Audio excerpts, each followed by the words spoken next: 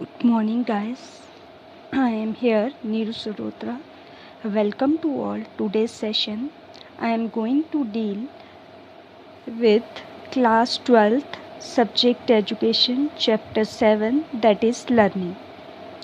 In last lecture, we have completed the primary laws of learning. Today, we will take secondary laws of learning. Secondary laws of learning are known as minor laws of learning. In this video, I am discussing only 4 secondary laws of learning. Rest we will discuss in next video. Okay guys, let's start discussion of secondary laws. Drink in all.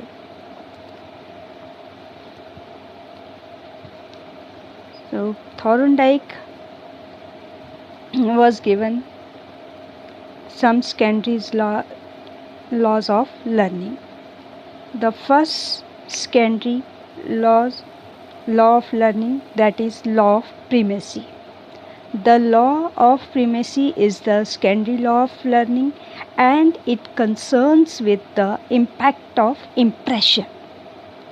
It is common and well known saying that first impression is the last impression. ये बड़ी बार law of primacy जो है वो impression से related है और ये बहुत बार बोला जाता है कि first impression is the last impression. Well begin is half done. और ये भी काफ़ी वो है कि अगर शुरुआत अच्छी होगी तो आधे से ज़्यादा काम पहले ही हो जाता है. If teacher creates good impression upon his students on the very first day, that impression lasts for a longer time. तो ये भी अगर टीचर का पहले दिन ही बच्चों पर इम्प्रेशन अच्छा पड़ जाता है तो वो इम्प्रेशन जो है उन पर लास्ट तक रहता है. Similarly first answer of the student in his sheet carries weight for the rest of the answer also. अगर आपने पहला क्वेश्चन एग्ज़ाम में आंसर शीट पे अच्छा लिखा होगा तो वो बाकी क्वेश्चंस को भी वेटेज दे जाता है.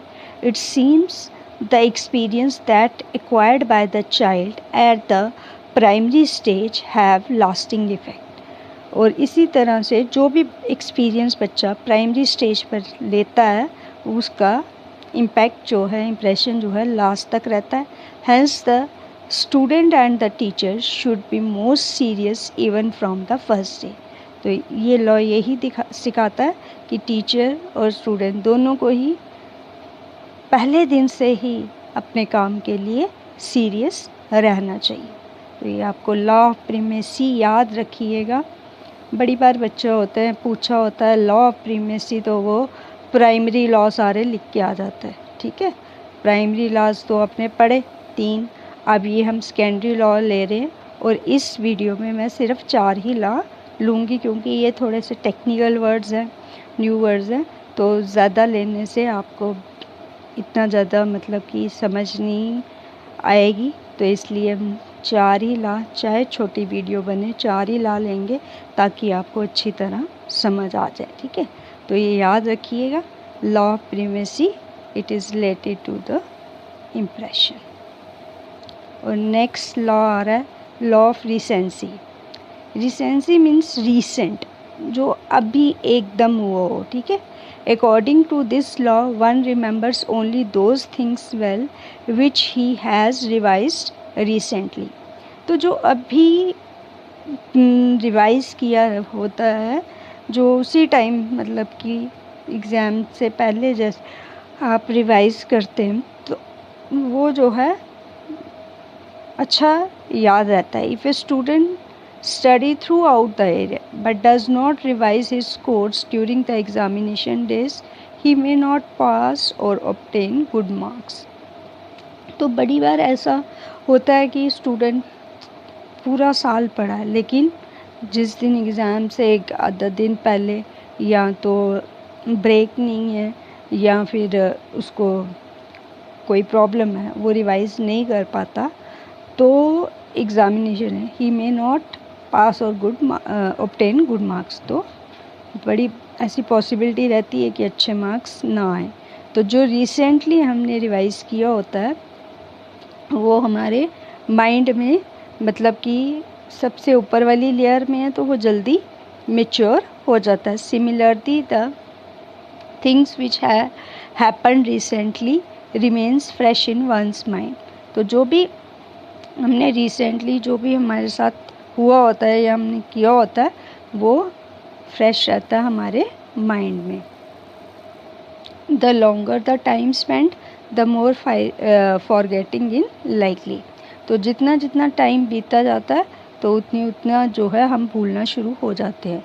सो the teacher therefore a teacher should advise his students to study more and more during their examination day as this will help him in obtaining good marks। इसलिए टीचर को बच्चों को एडवाइस देनी चाहिए कि बच्चे जो हैं अपना जितना भी मतलब कि काम है वो एग्ज़ामिनेशन डेज में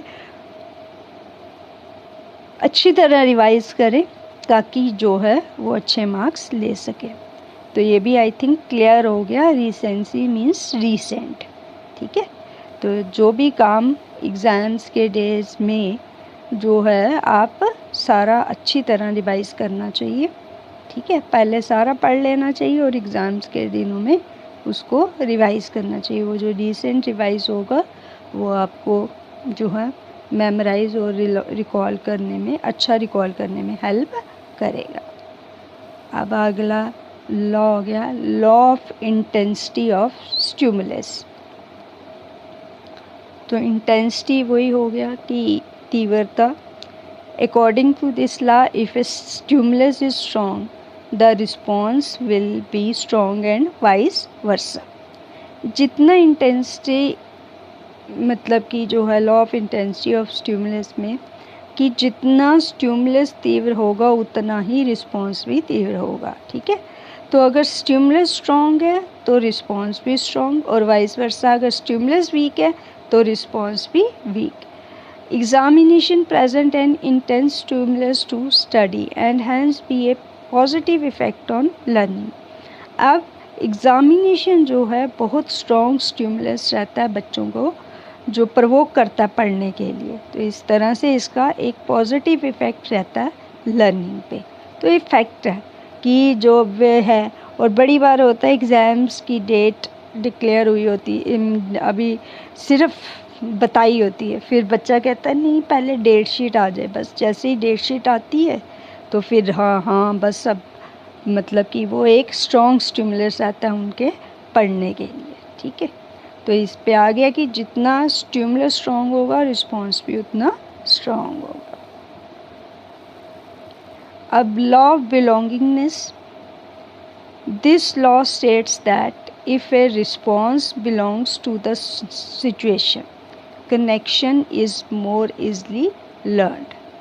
ठीक, कि अब लॉ ऑफ बिलोंगिंगनेस जो है वही कि यहाँ पर अगर रिस्पॉन्स जो है आपका रिस्पॉन्स सिचुएशन से बिलोंग कर रहा है, लिंक कर रहा है, तो कनेक्शन जो है इज़ मोर इजली लर्नड। आप जो उनमें जो हम बॉन्डेज रहती है स्टिमुलस और रिस्पॉन्स की, वो स्ट्रॉन्ग होगी। In other words, if the connection between the stimulus and response natural the learning will be more effective. ठीक है, कि अगर जो भी स्टिमुलस और रिस्पॉन्स में अगर एक नेचुरल कनेक्शन मतलब बन रहा है तो लर्निंग जो है बहुत ही इफ़ेक्टिव होगी। Hence the teacher should create natural atmosphere in the classroom and appeal to the natural tendencies of the child. तो टीचर को चाहिए बच्चों को पढ़ने के लिए एक हमेशा नेचुरल एटमॉस्फेयर दे क्लासरूम में, जो कि अपील करे उनकी नेचुरल टेंडेंसीज को। तो ठीक है, हमें हमेशा देखना है एक नेचुरल जो है बिलोंगिंगनेस रहे सिचुएशन में, स्टिमुलस में और रिस्पॉन्स में। वो नेचुरल बिलोंगिंगनेस जो है वो लिंक जो है सिचुएशन और रिस्पॉन्स का, वो हमेशा it will bring good result and जो है with this effective learning of the student is possible. और अगर नेचुरल एटमॉस्फेयर नहीं रहेगा तो बच्चों जो हैं बर्डन फील करेंगे और उनकी लर्निंग इफ़ेक्टिव नहीं होगी। तो ये सेकेंडरी लॉज जो है ये सारे ही क्या है, माइनर लॉज है, लेकिन टाइम टू टाइम अगर टीचर जब भी पढ़ा रहा है तो उनको ये माइनर लॉज भी ध्यान में रखने हैं, क्योंकि ये सारे लॉज भी इफ़ेक्टिव लर्निंग के लिए हेल्प करते हैं। तो आज का लेक्चर छोटा सा ही है, आई थिंक ये हार्डली 11 मिनट का रहेगा। तो आप लोगों को ये याद रख लेना, पहला लॉ जो हमने लॉ ऑफ प्रीमेसी पढ़ा, ठीक है, फिर सेकंड लॉ ऑफ रिसेंसी पढ़ा, और फिर law of intensity of stimulus पढ़ा, और नेक्स्ट जो है लॉ ऑफ बिलोंगिंगनेस पढ़ा। तो ये 4 लॉ जो हैं ये सेकेंडरी और माइनर लॉज हैं लर्निंग के।